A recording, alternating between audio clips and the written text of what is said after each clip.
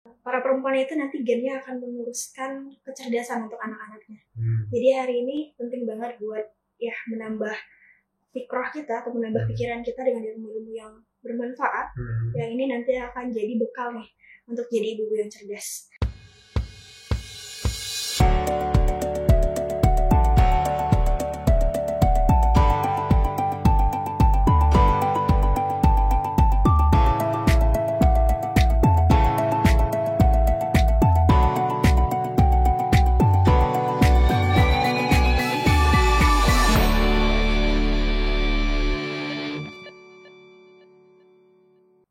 Oke, kerabat Andalas TV, kita lanjutkan perbincangan dengan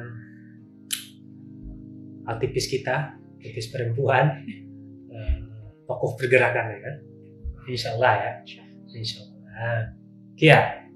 Kia kan sebagai koordinator perempuan BEMS Indonesia, tentu ada program-program yang dijalankan. Kita ingin tahu juga ini apa saja yang dilakukan Kia dengan posisi koordinator perempuan ini. Oke, jadi kalau misalnya nanya soal program ya, intinya setiap pergerakan itu harus punya strategi untuk bergerak, punya mapnya lah kita mau ngapain nih 1 tahun ke depan. Nah, jadi kalau misalnya untuk di FPBMC tadi di kepemimpinan Kia dan dikatakan demikian ya, jadi kita udah melakukan rapat juga dari teman-teman seluruh Indonesia bersama perempuan-perempuannya, apa sih yang jadi keresahan kita bersama hari ini. Ternyata ada nih rancangan undang-undang yang hari ini tuh jadi polemik, namanya rancangan undang-undang penghapusan kekerasan seksual, ramahnya dikenal sebagai PKS. Nah, kemudian kita juga satu lagi gimana nih? Bukan PKS Partai Keadilan Sejahtera kan? Iya, nanti kita dibilang ditunggangi partai juga kan? Ya, tapi kalau misalnya kita coba pencerdasan ke masyarakat yang ada di pasaran, mereka malah bingung kan, ngapain mahasiswa ngomong PKS udah di-handle partai hari ini. Tapi itu disingkatnya seperti itu, jadi P-KS, penghapusan kekerasan seksual. Kemudian satu lagi isu yang juga jadi kecemasan kita itu, kenapa sih hari ini banyak kasus kawin cerai, KDRT, stunting, ya, dan sebagainya permasalahan hari ini. Dan ya kita yakin dan percaya bahwasanya ketahanan suatu bangsa itu berangkat dari ketahanan keluarga. Nah, jadi kita angkat satu lagi isu yang jadi concern kita bersama, isu ketahanan keluarga. Jadi untuk 1 tahun ke depan, FPBMC itu akan mengawal 2 isu. Yang pertama itu ada RUU-PKS ya, dan yang kedua itu ada ketahanan keluarga. Oke, kalau RUU-PKS apa ya menjadi concern? Apa yang menjadi concern ya? Kalau misalnya kita lihat hari ini tuh jadi polemik. Nah, kalau misalnya sedikit sebelum ya, kalau kita bicara soal KPK, ada nih gedungnya, ada pelaku tindakan kezolimannya ya seperti itu. KPK hari ini ada. Ketika kita bicara soal korupsi batubara dan sebagainya ada, ataupun RUU lainnya yang ini bisa seperti pengurusan tambang, kemudian RUU HIP dan sebagainya, itu bentuknya ada. Nah, objeknya ada. Sementara kalau rancangan undang-undang penghapusan kekerasan seksual ini bicara soal perang ideologi. Nah, ini soal ideologi apa yang dia bawa sebenarnya. Kan kita bilang bahwasanya kita itu masyarakat Indonesia ini punya ideologi namanya Pancasila ya. Kalau takkan ketuhanan yang Maha Esa pada poin pertama. Ya, artinya kita ingin bangsanya menjadi bangsa yang berketuhanan. Nah, ini akhirnya menuai polemik. Sementara kalau misalnya kita sebagai mahasiswa, soalnya kita nggak jadi orang-orang yang latah.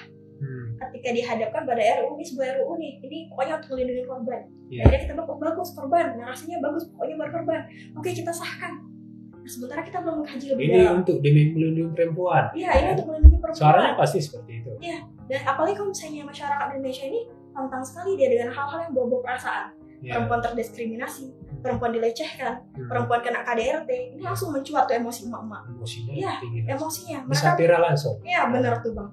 Mereka memainkan emosi masyarakat Indonesia lebih dulu. Nah, jadi ketika dikatakan ini RUU untuk melindungi korban, mungkin hari ini media mengabarkan kita butuh sahkan. Ramai sekali media hari ini mengabarkan kita butuh sahkan. Tapi kita tidak mengkaji secara dalam apa sebenarnya dari dalam. Substansinya apa? Ya, ternyata ada nih beberapa gelombang protes yang mengatakan kita butuh tolak RUU ini. Kenapa demikian seperti itu? Nah, ini jadi polemik kan? Hampir terbagi rata ada pihak pro dan kontra. Barangnya nggak terlihat dan ini pure soal ideologi seperti itu. Dan ada misalnya kalau misalnya kita lihat dari pro, mereka hanya bermain pada narasi ini demi korban. Ini demi korban, pokoknya demi korban. Dan Ya. ketika diselidiki lebih dalam, oh ternyata kontra berbicara, oh ini ada ancaman terhadap moralitas. Dari mana? Nggak ada termaktub di sana. Ya kita kaji lebih dalam, ini maksudnya apa. Sementara kalau misalnya kita menggali dalam sebuah undang-undang, itu perlu ada yang namanya kejelasan rumusan, Bang. Iya. Nah, kalau misalnya dia nggak lulus kejelasan rumusan, nggak boleh jadi undang-undang, Bang. Salah satunya itu bahasanya ambiguitas dalamnya, Bang. Iya. Bahasa-bahasa yang sulit dipahami oleh masyarakat awam. Bahasa yang mendua lah ya. Ya, nah itu penuh ambiguitas. Kemudian kita harus bertanya ulang, maksudnya di sini apa seperti itu. Seperti dia mengatakan di sini itu tidak boleh ada ketimpangan relasi dan kuasa. Ngerti nggak ketika kita keluar ini ke masyarakat? Iya. Nggak paham. Kemudian ada diskriminasi gender dan sebagainya, apa? Itu terlalu akademik Ya, sekali. terlalu antara akademis relasi dan sekali, kuasa. benar sekali itu. Itu kajian sosiologis betul. Iya. Dan kita Kalau boleh selidiki, saya itu teori Foucault gitu. kita selidiki lagi lebih dalam, ternyata nggak boleh ada ini, kita nggak boleh memaksakan kehendak kita pada orang lain. Oke, berhenti di sana. Cakep nih bahasanya. Memang kita tidak boleh memaksakan kehendak kita pada siapapun. Tapi pada akhirnya di sini adalah ada lagi narasi-narasi yang bilang paksa-paksa, aborsi paksa, kemudian pelecehan paksa, pemerkosaan paksa dan sebagainya. Dan kita bertanya kenapa harus ada kata paksa? Atau kemudian ketika dihilangkan kata paksa, lantas yang sukarela itu diperlukan lagi? Iya. Ya, seperti aborsi, dia ingin aborsi saja seperti itu, karena mungkin karena ada kecelakaan akhirnya hampir luar nikah, lantas aborsi diperkenankan. Apakah sepanjang tidak ada paksaan itu dibolehkan? Nah, that's it, Bang. Nah, cara berpikirnya seperti itu. Nah, tapi masyarakat Indonesia nggak Berarti punya saya waktu. pintar juga saya. Iya, pintar. Tadi. Benar. Nah, kita nggak, masyarakat awam tidak punya waktu untuk membedah ini. Dan yang salah satu punya waktu adalah para akademisi. Di sana adalah golongannya mahasiswa. Makhluk-makhluk merdeka nih, yang belum dibebanin sama hutang bayar UKT-nya. Belum mikir dia, kan orang tuanya yang sibuk mikir, Bang. Atau harga cabai di pasar naik, belum begitu mikirin dianya. Dan dia pikir adalah bagaimana mengkaji draft ini. Dan sayang kalau mahasiswa ketika dikatakan ini demi korban, lantas ikut semua narasinya jadi pro. Iya, karena mungkin juga masyarakat awam belajar hermeneutik. Iya, benar tuh, Bang. Nah, itu mungkin Kia dan teman-teman lah yang menyuarakan, termasuk mengedukasi masyarakat. Apa maksud dan tujuan dari semua regulasi itu kan? Sejauh ini, ya, kita coba meredukasi ke pasaraya. Kita coba sederhanakan bahasa. Maksudnya di sini ada sebuah ancaman-ancaman terhadap moralitas. Ketika dikatakan yang tidak boleh, orang tua itu termasuk ketika orang tua seorang muslim ketika nanti dia menganjurkan anaknya untuk menggunakan pakaian yang menutup auratnya, ini bentuk pemaksaan kehendak. Artinya nanti akan jalan sebuah hukuman untuk orang tua. Iya. Dan mungkin kalau bisa dibilang jangan terlalu panjang kajinya seperti itu, nggak akan ada anak yang memenjarakan orang tuanya. Iya. Tapi Sekarang sudah ada. Apalagi kalau diberikan perkenalan Hanya karena goresan orang tuanya dilaporkan. seperti itu, itu berarti ancaman serius buat moralitas yang kita lihat. Kemudian di sini ada mereka bawa sebuah ideologi namanya ideologi feminisme. Ini berangkat dari luar. Bukan berarti semua produk luar itu nggak baik, banyak yang bagus dari luar, etos kerjanya, teknologinya, ya. Tapi kenapa kita harus ngambil yang seksualitasnya? Ini kan banyak hal yang bisa kita berkaca pada dunia luar seperti itu. Tapi kok masalah yang seperti ini malah kita jadikan concern seperti itu. Mungkin para pelakunya lebih suka dengan seperti itu, Bang. dengan dunia itu, begitu kan? Iya, kenapa akhirnya digaung-gaungkan yang seperti ini? Yang mereka berkata bahwasanya kita itu harus seks by consent.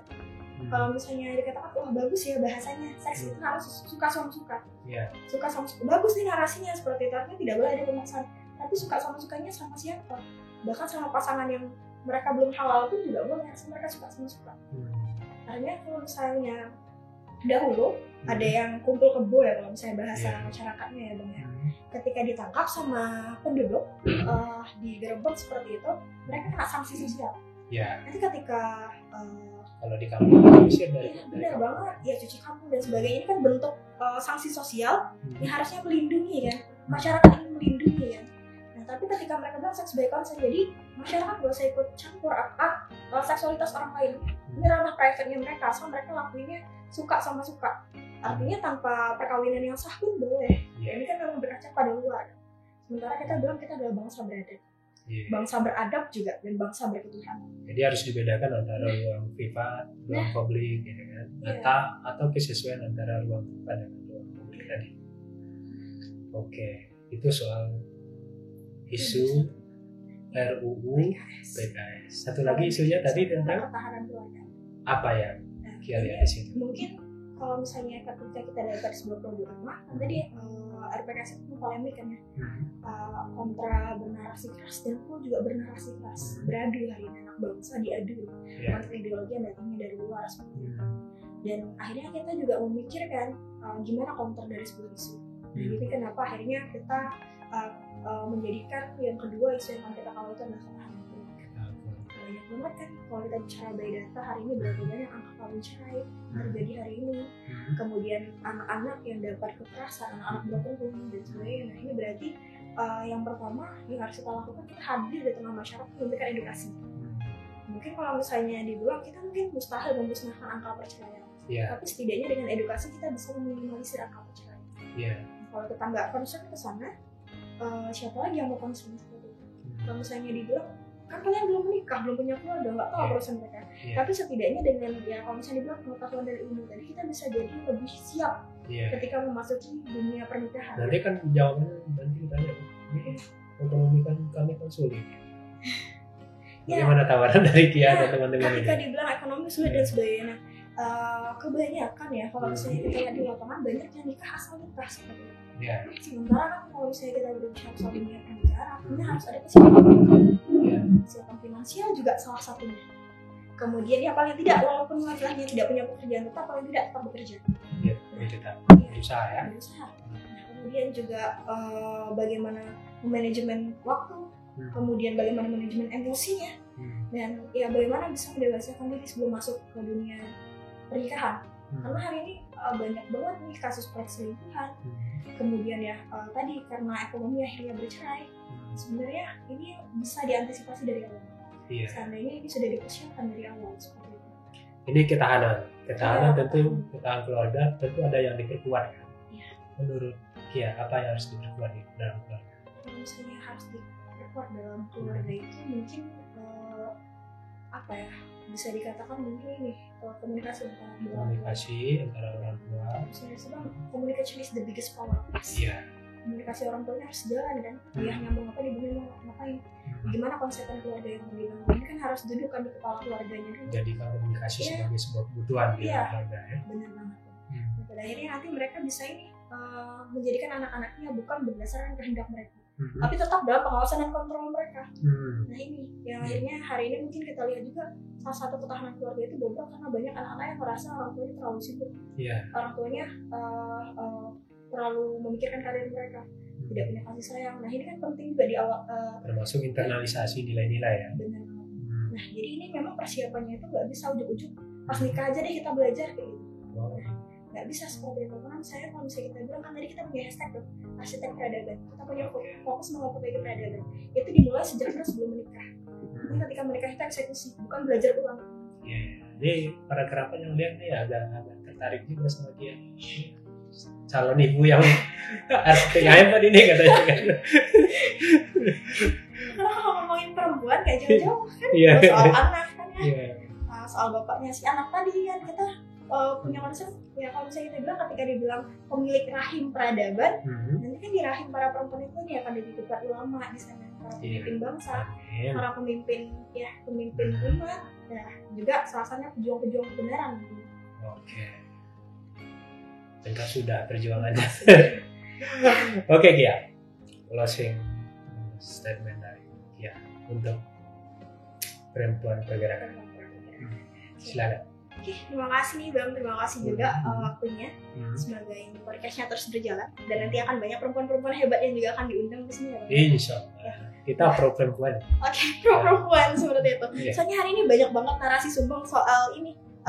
Diskriminasi patriarki katanya, gitu. Dominasi atas laki-laki terhadap kaum perempuan. Tapi sebenarnya Kia, di ruang publik sekarang sudah banyak perempuan yang ngisi. Cuma entah apa masalahnya, kelompok-kelompok itu masih memperjuangkan. Ini nanti boleh nih satu statement lagi nih kali Bang ya? Boleh. Karena panjang nih kaji kita nanti nih. Ada sebuah anomali baru kan ya? Kenapa? Bukankah hari ini bahkan gaji udah hampir setara laki-laki dan perempuan? Perempuan hampir duduk di setiap ranah publik seperti itu. Tapi kenapa ketahanan? Lebih banyak juga dia. Benar Bang. Tapi kenapa ketahanan keluarga masih bobrok juga? Kenapa kasus perceraian juga masih bobrok juga? Padahal seharusnya ekonomi udah sejahtera dong. Katanya dua-duanya yang bekerja kan? Ini anomali baru nih Bang. Soal ketergantungan. teori ketergantungan juga dia kayak ini. Oke, boleh nanti itu kita cari akar permasalahannya. Ada apa sebenarnya? Iya. Kenapa juga masih disuarakan kesetaraan seperti itu, Bang? Iya. Oke deh. Oke, terima kasih Oke. Kia Zakia Derajat atas kehadirannya di Analis TV. Semoga apa yang kita bincangkan bermanfaat bagi para kerabat, terutama perempuan yang lagi kuliah ya, Iya. yang masih bingung menentukan pilihannya mau bergerak kemana. Nanti bisa menginspirasi lah apa yang disampaikan Kia. Semoga. Terima kasih Oke. Zakia Derajat, Koordinator Perempuan BEM seluruh Indonesia dan Menteri Pergerakan Perempuan. Pergerakan Perempuan BMKM Universitas Andalas. Titip pesan satu buat para perempuan boleh kali? Boleh, silakan. Oke, mungkin buat perempuan-perempuan ya. Para perempuan itu nanti gennya akan meluruskan kecerdasan untuk anak-anaknya. Jadi hari ini penting banget buat ya menambah fikrah kita atau menambah pikiran kita dengan ilmu-ilmu yang bermanfaat. Yang ini nanti akan jadi bekal nih untuk jadi ibu-ibu yang cerdas. Nanti para anak-anak kita tuh butuhnya ibu-ibu yang cerdas, bukan ahli lukis wajah. Oke. Ya, dan yakinlah para perempuan, ibu-ibu yang cerdas mustahil melahirkan seorang pecundang. Oke, mantap. Oke, demikian kerabat Analis TV perbincangan kita dengan Koordinator Perempuan BEM seluruh Indonesia dan Menteri Pergerakan Mahasiswa BMKM Universitas Andalas. Semoga bermanfaat. Sampai jumpa.